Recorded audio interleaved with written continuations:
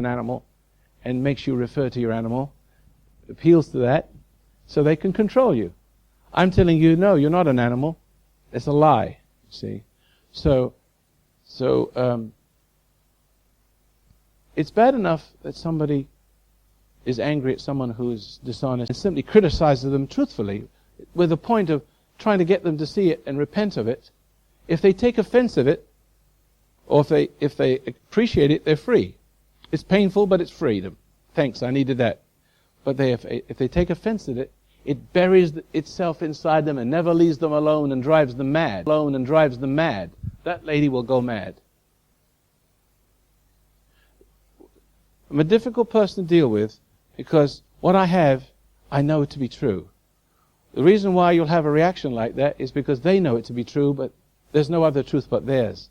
And then suddenly they've found out otherwise, and their egos can't. And then suddenly they've found out otherwise, and their egos can't handle it. And they hate you for it. Jesus said, "Behold, they have hated me without a cause." See? That is the most damaging of all mind control, if I may use that term. Penetrance. It penetrates little children. Well, you don't have to talk this way to little children, because little children are innocent. I have a different way of speaking to little children. The sin in you has grown so mature that it needs some harsh medicine. It's called, in religious parlance, rebuke. I'm the prosecuting attorney for your animal. See, you want to defend your animal? This is the wrong place for you. You've got to start growing up to be a man and stop being a little munchkin. This is the munchkin for sex. And putting your wife in that awful position. See? It's lying to you and laying with you at the same time.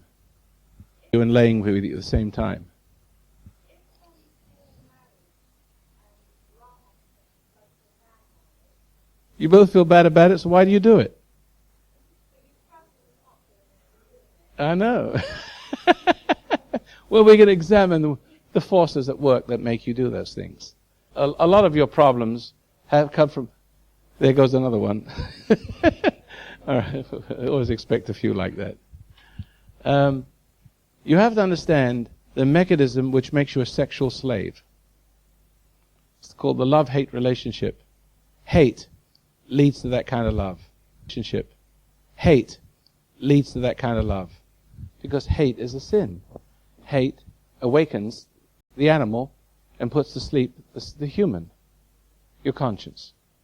Hate.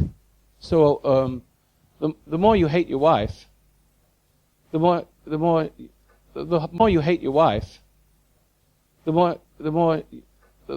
bigger hearts you have for her. Is that right or not? Doesn't hate awaken you? For men and women? Yeah? Did you know homosexuality is based on hate? But they use hate as a means of hate. Of enjoying their sex more proficiently, more profusely. See? I actually learned that from homosexuals. Yeah, in other words, they have this every time you indulge your sensuality. It breeds the dissatisfaction concerning it and awakens a stronger feeling for it to escape from it's done to you, the pain of what it's done. Do you understand that? Gentlemen, who understands that? How many ladies understand that? Just a few? I'm not saying you shouldn't have sex. I'm just saying you need to understand the mechanisms which drive you in an unhealthy way, and you need to get out of that. Well, I didn't say it. No, I didn't. No, I didn't say. I didn't give you an answer. I said that sex, I didn't say all sex is sinful. I haven't come to that yet. You're racing ahead of me. I've just seen a few people have seen this pain from onward. Yeah. But instead of just sitting quietly and taking it, They run like... The first time I saw you in France, you hit me, in France. You hit me, that's me. Sex, pain.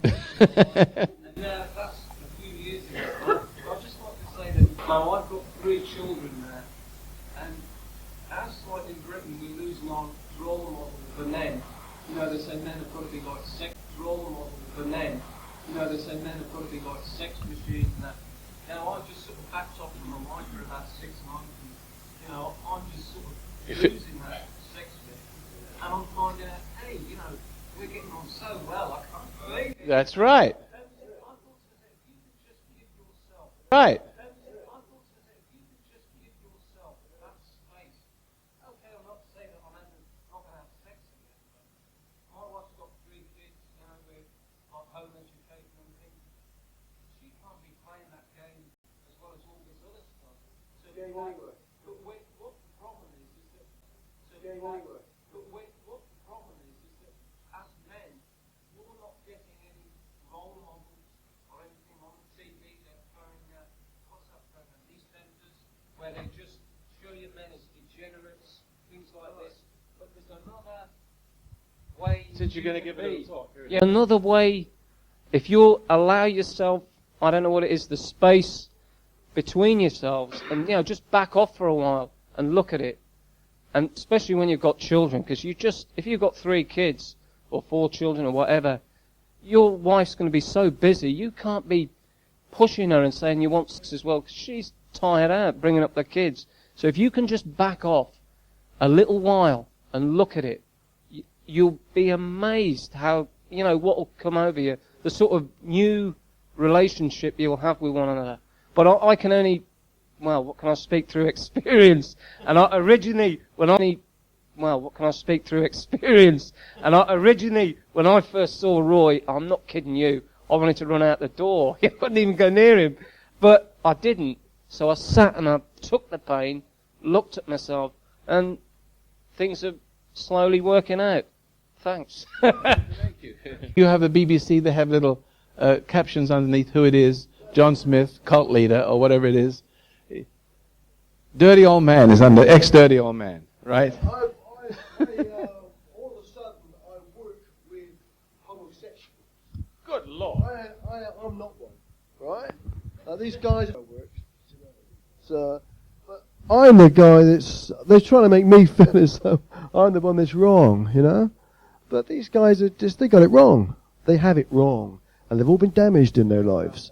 I've done a bit of searching on them just now and again, chuck one in line. They've all been searching on them just now and again, chuck one in line. They've been hurt. One of them has been divorced and she went off and somebody else was, you know what I mean?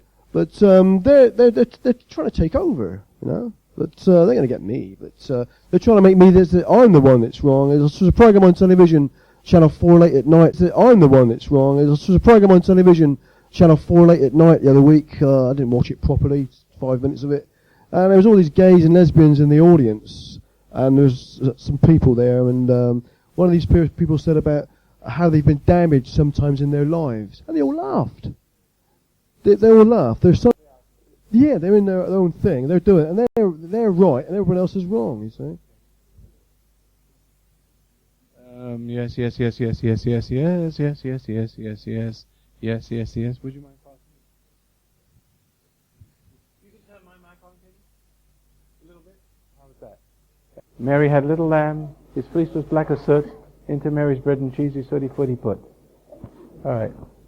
Well, just that I think it's interesting that you can actually link this with Marxism and communism, because they believe that your intellect and what you do as a person in your professional life will dictate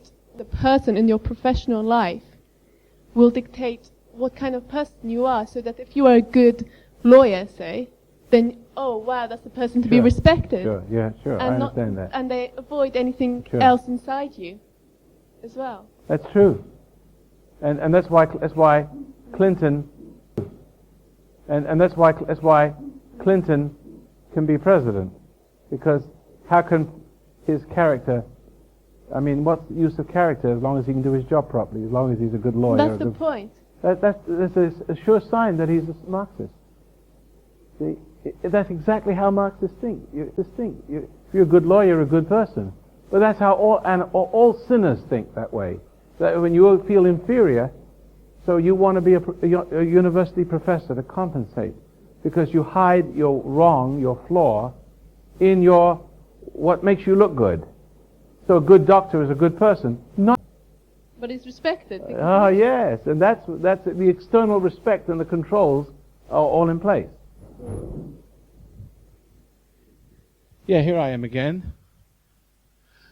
Okay, now where was I since I rudely interrupted myself? The late Bette Davis said about sex. Yes.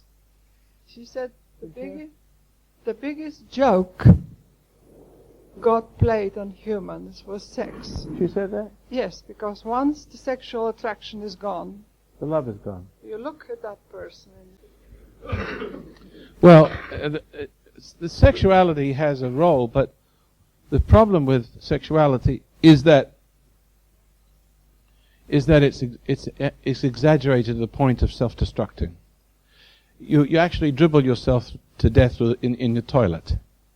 That's what you. I don't know. I don't know much. I don't know anything about it. Nothing. I have no idea. No idea. So yes. Yes, sir. Yes, maybe it's not so free, right? Hello. Yes, please. It's not so free, right? Hello. Yes, please stand up. You have a quiet voice, you better have this. With all due respect, since this is not a Conservative Party conference, can we move away from Conservative Party conference? Can we move away from this subject? Conservative Party conference. Can we move away from the subject of sex onto other things? Don't you like the subject of sex? No, I do, but I think we're spending sort of too much time on. Oh, you haven't heard enough yet. You haven't heard. You don't want to run away from what I'm about to tell you. You don't want to run away from what I'm about to tell you. See, because first of all, you need to understand that sex is your problem. Is it? If it isn't your problem, then just wait a little bit more for the pain to catch up with you. Now, but what I'm trying to tell you is, men express their hostility sexually. Do you understand that? That women screw with men's brains. That's how they play with your brain. But men screw with women's bodies. They screw with women's bodies. They get even physically for what the inner violation they can't explain. But you see, the whole society is becoming a sexual society is because the government is screwing with your brain like a woman does with a man. See? And creating rage. And creating rage. And rage is expressing itself in violence. Sexual violence. And sexual deviancy. Because the more you nurture the kind of sex that comes out of rage, the more rage it encourages. Because if you love someone, if you love somebody's lust, you're also unconsciously nurturing the hate that goes with it. You're in agreement with it. So what you're doing is when you give in to a child and give him what he wants because he's angry, you only make him even more frustrated. Because you're teaching him to be angry to move mother, to give him what he wants. And that's what men do, and women unconsciously do that to men. Women get so upset that they also feel a sexual feeling towards the guy that upset her. And then they get it on together, and pretty soon afterwards, they hate each other even more, and it happens again. They destroy one another to it. You are descending down through the animal senses. Yes? Did you say men express hostility sexually? Is that what you said? Yes. Do you mean hostility? Sexually, is that what you said? Yes. Do you mean hostility towards women? It could be towards it could be towards anything. I remember a taxi driver in New York when I first went there. He got stopped in the traffic and got so angry. You won't believe what he did in the middle of the. Ooh.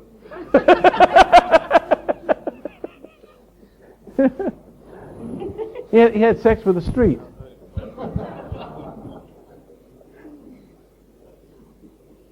I've got the same problem.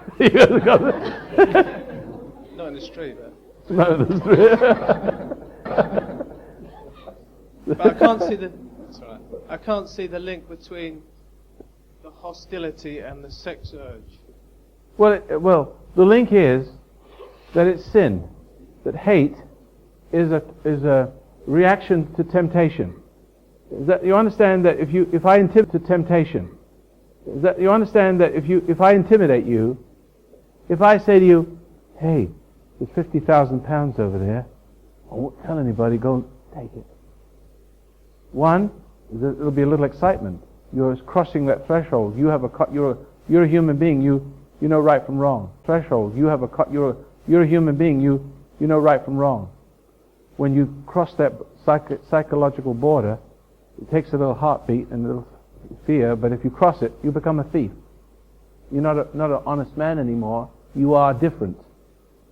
See? So that whenever you respond to temptation, but it transfers to the physical. Psychophysical. The psyche always even disease. There are all kinds of diseases you may have which can be cured by understanding that principle. So if you're made whole again, you can be cured. See? But you don't understand the relationship of anger and sex. It's the relationship between sin and sex. In other words, all sin, Adam saw he was naked. He didn't see he had crossed the border, the forbidden zone. He believed the lie. As a matter of fact, lies are exciting. In the sexual game, in the sexual relationship, tell me you love me. So all kinds of lies. Tell me how beautiful I am. And most women are not beautiful, but they need someone to lie to them and to awaken them to accept the lie, to be worshipped. And they come down to accept that worship. A sexual feeling awakens. The more noble a woman is, the less sexual she is. You want a real sexual woman. The more beautiful and the more sexual, the bigger bitch you're marrying. Watch them. The more beautiful and sexual. Right, Roy.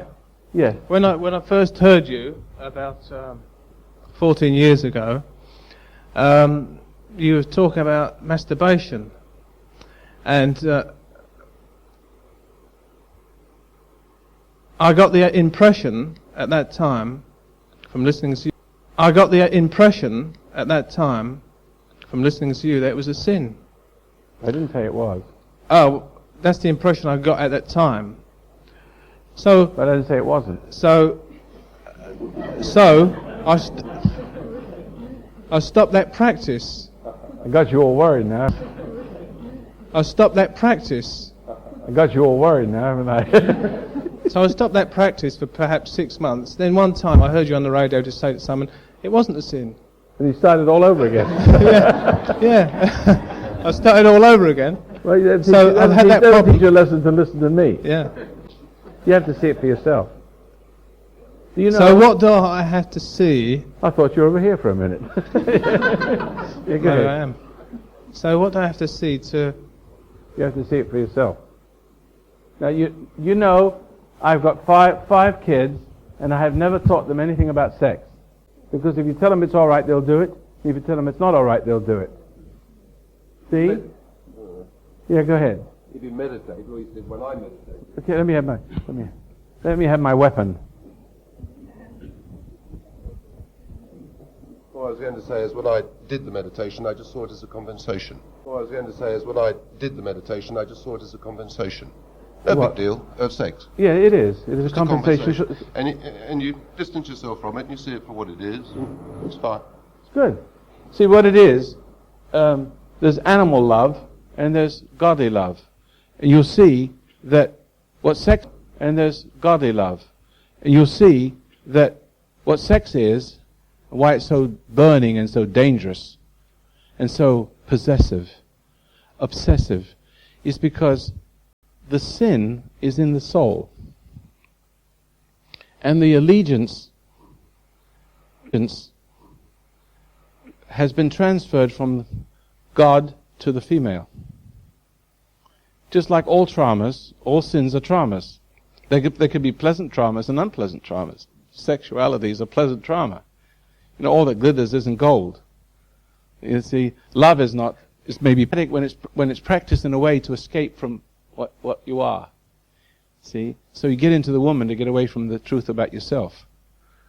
And when you get into the woman, through the emotional excitement of having your weakness glorified, and the pain of your conflict alleviated, when you get into her, earth is reversed to a kingdom of hell on earth. You have your appeal to your ego in a secret place in your mind, and you slowly give way to having your ego serviced in many different ways: drugs, alcohol, sex, music, just anything in it.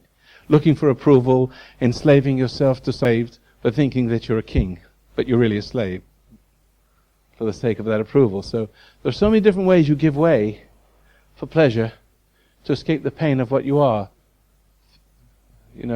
through pleasure. You see?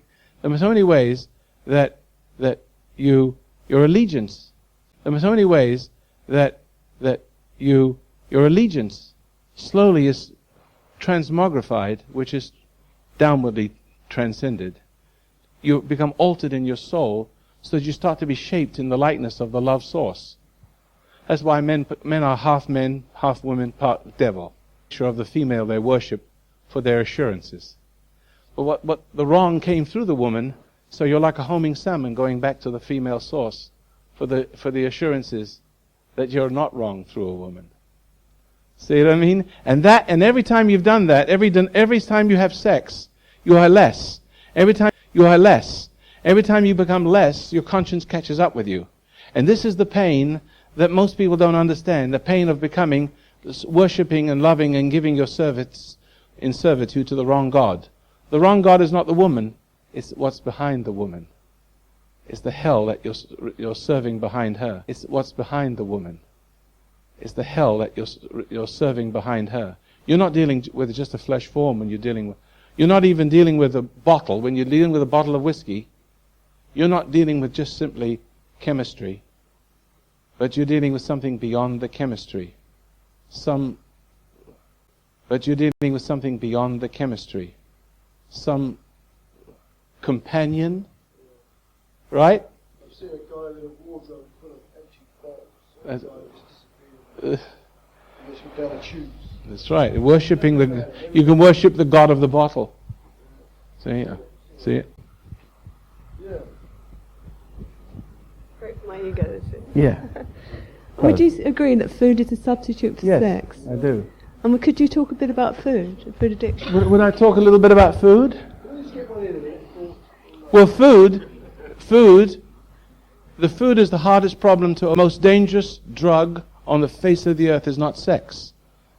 Now I'm getting to your deeper side. I'm going to ruin your whole life now.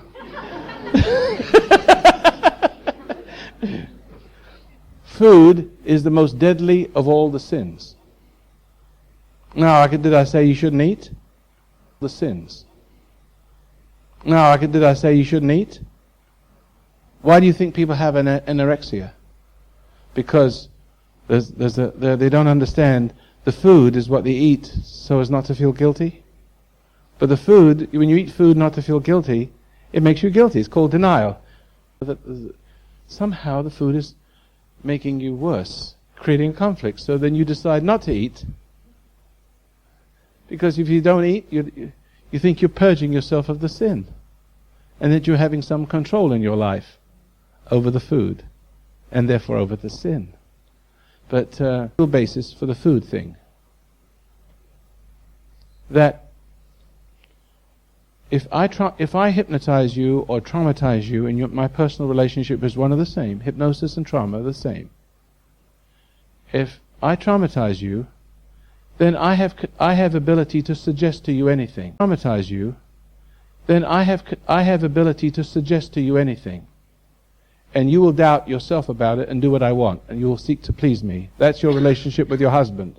That's your relationship with your wife. It's nothing more. I can take that over. I'll show you how I can do it. It's easy. Can I just finish off the thought, and I'll give you the microphone. That there is that which traumatizes you is a stain in your conscience. It has an influence. When Adam, listen carefully, when Adam, you may not believe in him, but never mind, you're going to have a different idea by the time I finish with you. When Adam ate the forbidden fruit at the hand of the female, there's your source. That's when the trauma took place that stained our relationship with food. You cannot eat anything without it feeding your ego. The first thing you do when you're frustrated is you eat. Why is that?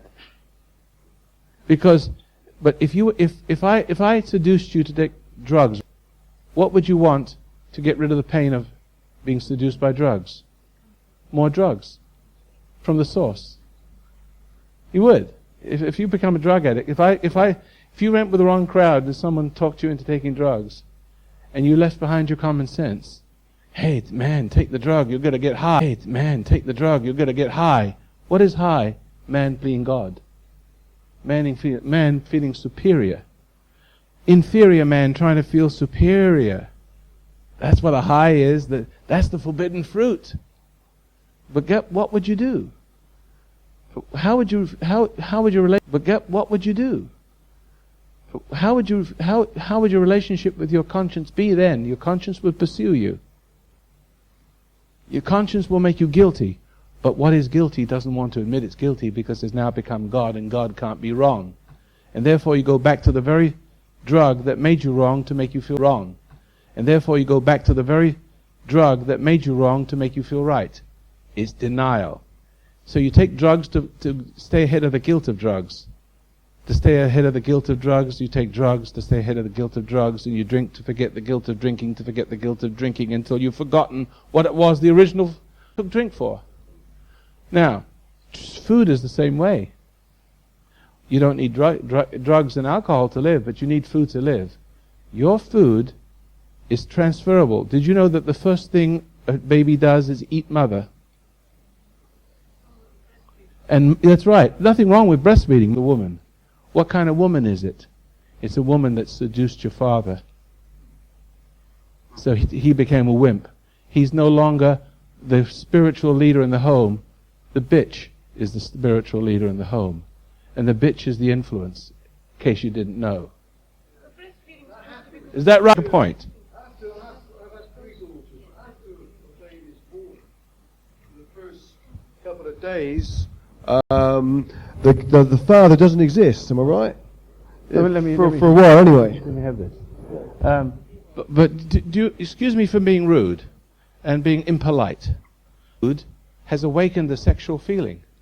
There's food, the woman that feeds you the food. In America, there's all kinds of food shows on the air. Women are scurrying around looking for better ways to make their husband. The way to a man's heart is through his stomach.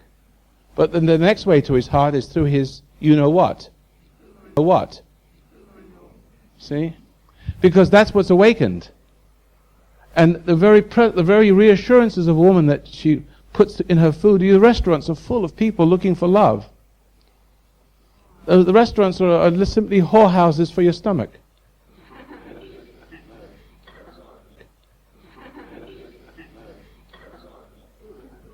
You should be happy with an apple. But who's going to give you an apple and a carrot for dinner, raw? You won't eat it. You won't think you're being loved. That's what I eat for dinner. Carrots, and my wife hardly has to make anything anymore.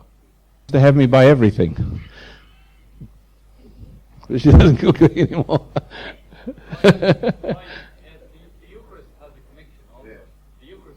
Fair enough. The Eucharist in the Catholic Church is brilliant. Except it's lost its spiritualness. You see, because since you brought the subject up and I didn't, Christ understands the stain of sin, that you cannot eat something without it killing you. Even the best food from the supermarket, health food, good food cannot undo what bad food. Good food cannot undo what bad food has done. Cannot undo it because it's psychological. You are hypnotized by the food, your ego comes into existence because of the food, and you go back to food for reassurances. That's how you die from all your diseases. Your food, that's how you die from all your diseases. Your food makes you unconscious of what food has done to you. Your food reinforces the fallen ego. And the food makes you sensual. The food drives you to, refuels your egotistical ambitions and makes you come back to the sin of your day is to be reassured for the sins of tomorrow. Follow? See? You don't understand the mystery of your own existence, you see. And you're all going to die horrible deaths. I mean that. Yeah, well, yeah, it includes me if I don't follow what I know. I will. I really don't want to make excuses, but I have a story to tell you, and I don't want to interrupt it now. I was very ill one time, and I swallowed an amoeba, and it almost killed me. And doctors weren't able to tell me what was wrong, but I had to figure out myself. But my whole insides was destroyed. What was that again? Well, it was someone's commenting on your side. It's not that, it's your attitude to food, mate. Is the attitude eventually transcends the need for food. See, I eat very little, and a little goes a long way because I don't very little, and a little goes a long way because I don't burn up the energy in emotions and angers and upsets. And so I have to keep cutting it down, and eating the simpler and simpler and simpler, always raw. Raw food, nothing but raw food. Do you not like porridge? It's very I like it all, but just because I like it doesn't mean to say I have to eat it. Well, she's the mother in her's coming out. The mother in her's coming out. It's very cheap. It's only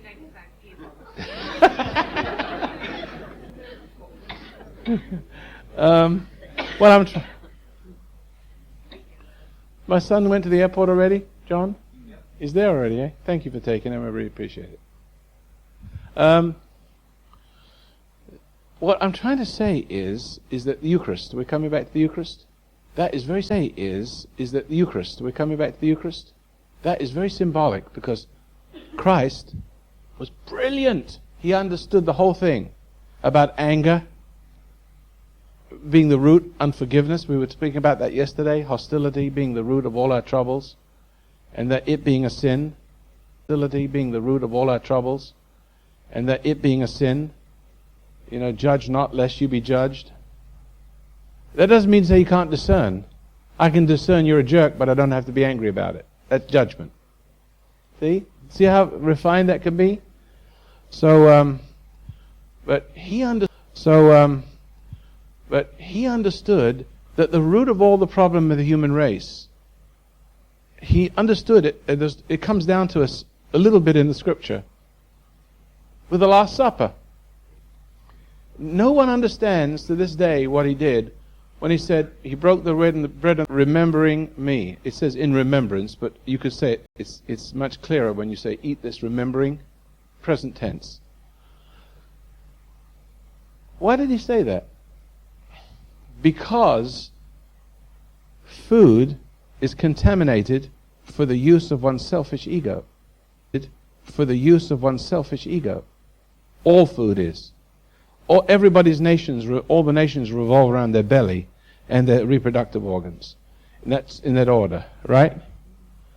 And they die through that. The most horrible diseases and horrible wars, the more they eat themselves into their grave. And they sex themselves into the grave, into the hell. And they eventually booze themselves and drug themselves the pain of conscience of what the life of food has given them. Food is a hypnotic suggestion. See, I can hypnotize you and tell you every time you see a match, you'll stand on your head. And you will. And it'll become... reason is turned on its head in this country. That's what it is. They're all standing on their head in the matter of speaking. Or I could hypnotize a person and say, every time you see a glass of water, you'll stand on your head. Well, you can call it yoga. Because there's always a glass in the room somewhere. And so because there's always a glass in the room somewhere. And so but the person won't know that's why he's standing on his head. See? If you took all the glasses out of the room, which is the trigger, then pretty soon he'll say, what am I doing this for? But you can't strip people from all the things that keep reinforcing the suggestion to do the dumb things they do. You see? You don't understand the nature of hypnosis. You don't understand your own life. You don't understand the forces. You can't see them. Your whole life is dedicated to not seeing them. And you have the means for not seeing them. Well, if you have the means for not seeing them, then how can you see the means what is... So, I mean, you think drinking is normal, and you think sex is normal, and you become addicted to it because it's what you are. So I come along and say, but even eating's not normal. You say, this guy's weird. How can I be expected not to eat? See? You can't. How can I be expected not to eat? See? You can't. You'd be anorexic, wouldn't you? That's what the anorexic, the conclusion they come to. So how do you do it? You have to eat for the right reasons. That's why the ancient men used to pray to convert the food they eat into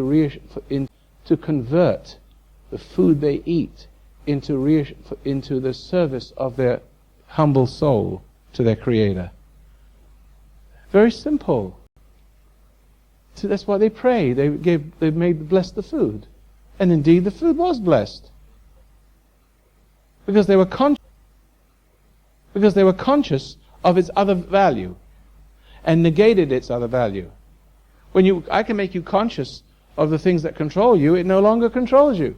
But while you're unconscious and you're not willing to be conscious, then they will control you, and you won't be conscious of what it is that is controlling you, and one of them is food. Because what did Adam do? He ate it forgetting him. And you keep eating to forget him. Any Catholics here appreciate that? Yeah. We used to say grace before meals. Well, nobody says grace now. Anywhere, hardly at all, when you go out for dinner.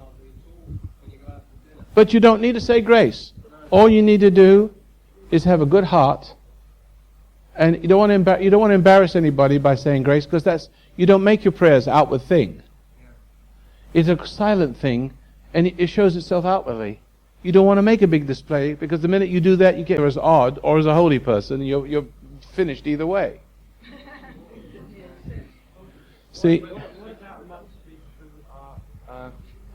What about amongst people who are have the same attitude as you do, and you confess with your mouth what you're feeling in your heart? Yeah, there it is. Now, what about if you're with somebody who has the same attitude as you do, and it helps you to overcome the resistance you have, the sin inside you, to confess with your mouth what you're feeling in your heart? What you're feeling in your heart. Well, it's no good. It's no use confessing your sin to a person who's going to hold it over you. No, I'm talking... If you go to a psychiatrist and you tell him your sin, he'll say, oh, well, everybody did that. You're all right. Why are you worried about it? No. He'll encourage you to sin. It's like the guy who had a terrible drinking problem. He says to his friend, I got a terrible drinking problem. I feel terrible about it. He says, well, why don't you go to the psychiatrist? And he gives him the name and address, and he meets him a few weeks later. He says, how are you feeling? So he said, well, I still got a terrible drinking problem, but I don't feel bad about it anymore.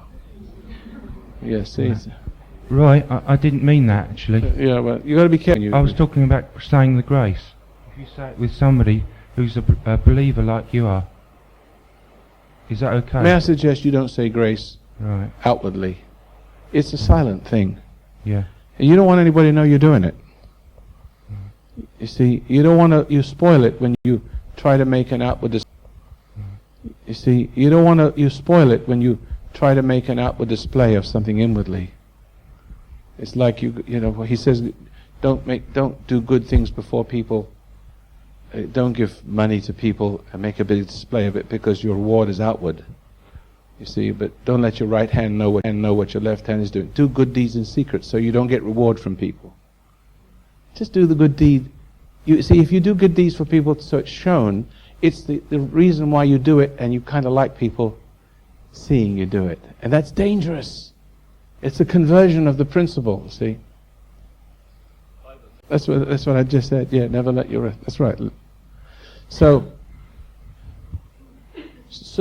you've taken me a little faster ahead on my subject matter than I wanted to talk to you about. But you see, you're all dying, and when you continue to live the way you do, when you continue to live the way you do, without benefit of the little snippets of understanding that you really need all the way through life.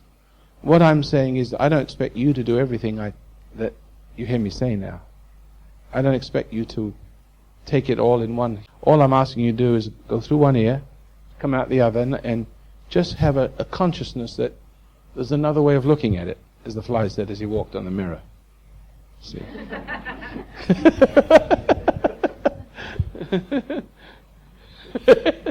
Got to have a little levity, otherwise. What happened to the gentleman? Did he vaporize or something? The beauty parlor, all right. Any questions? Any sir? Oh, here's that lady, I promise. Yeah, that's okay. Thank you. I agree with almost everything you're saying, really. And I feel when you said that you didn't have sex with your wife for 20 years. This discourages you, is it? No. What does she need it for? Yeah, that's what I'm saying. I don't need it psychologically. Yeah. I may need it physically, but that's not important. Yes, but I don't want to hurt her. See, that's the thing is, for her. See, she doesn't need to give me any sex for her security. She doesn't have to perform that way, and my ego doesn't need the security of it. So while I'm still a red-blooded male. But my mind, my understanding, is stronger than my impulses. Isn't that what it's supposed to be? Or should your impulses be stronger than your mind? No, you understand that women don't need the sex. They have to pretend to need it. Women don't need the sex. They have to pretend to need it. They have to have a psychological need that you won't have. You ladies won't ever find a guy. If you are the more dignified you are as a woman, the more of a lady you are, the more the guy you are, the more they'll run around you like flies. See? So you can have your pick, and any one you choose is the wrong one. See? So in other words, as you get older and wiser, your consciousness will make them feel uncomfortable about approaching you. Only the most noble ones will come to you, but there aren't any. Noble ones will come to you, but there aren't any. So you'll be an old maid, so it'd be too bad. You better be an old maid than have one of those jerks married to nothing else but a deadbeat. See, that's all you're going to have. It only takes a little while to 10, 12 years if you stay together that long. It takes a little while to 10, 12 years if you stay together that long to see what a pig that he is. He makes a pig of himself, and you helped. See? Because now you're married, you can actually discover yourself in the framework of marrying and become that noble married. You can actually discover yourself in the framework of marrying and become that noble woman, but he'll probably go out and find another one that will screw with his brain so he can screw with her body. See, the thing is that not all of you will come together and become mature at the same time. Maybe the man just has no more use for you. See, he never did love you. All he had is, as long as you can make him comfortable, the warmest body that will do. What about rape? You say that men will keep away from it, and we're noble women. You get some old women in their own homes. Where are we going with this? What about women who get raped by men breaking? I don't know where that came from. Try me another day. But no, we're not. It's not. You're just. This lady is a spoiler. We're on a track, and you always have people that come from outer space with a question that has nothing to do with what we're talking about. Knock it off, will you? Eddie, can you talk into the mic? You swallowed it. Who ate the microphone? Oh, here it is. Oh, she hasn't finished yet. Oh, hold a second. Good, sorry. Wondering why you forgot me. I don't know. We got carried away. Forgive me. All right. Okay. Back again to your sex life. Yeah. Maybe that's why I didn't want to talk about it. That's right. I was wondering, I agree with you. I really do agree with you when you talk about aspects of sex. But also, when we deny, I see sex as healthy energy. No, I don't. Well, I do. see sex as a little bit of death. Yeah, absolutely. It depends on which way you're coming from. It depends if you have enough, absolutely. It depends on which way you're coming from. It depends if you have enough self, then you don't easily merge with another person. But if you have self, then sex is not so threatening. No, but when you have self, I haven't finished. Oh, excuse I really me. haven't finished. So really it depends on how much self, that energy to produce, to create, to feel vital, to have strength. And also, if you deny yourself of sex, some people, yes, deny themselves of sex for 20 years, perhaps there is so much anger there, then holding on to your anger and not participate in sexual activity, that's another power. Thank you, Mrs. Freud. But I think it's a fact of life. A lot of people don't have sexual interaction with each other. A lot of people don't have sexual interaction with each other is because they're angry, they are immature, they can't face responsibility for certain feelings. So sex, I see it. I'd like to see it very much. I know. So sex, I see it. I'd like to see it very much. I know you would. I know you'd like to justify your way of life. Justify my way of life? On the contrary, I think not to justify my way Are you of married? life. Are you married? Yes. You are? Yes. You've been married long? 25 years. And yet I agree with a lot of things you're saying, but the bottom line is anything that is natural, I use it. Anger is natural, I use it. It's a form of communication. I never angry, so I don't have any use for anger. You're never angry? No. You're But never if angry? you don't do the right thing by me and you offend. For more information, please write to FHU 27 Old Gloucester Street, London, WC1N 3XX, or email FHU United Kingdom at AOL.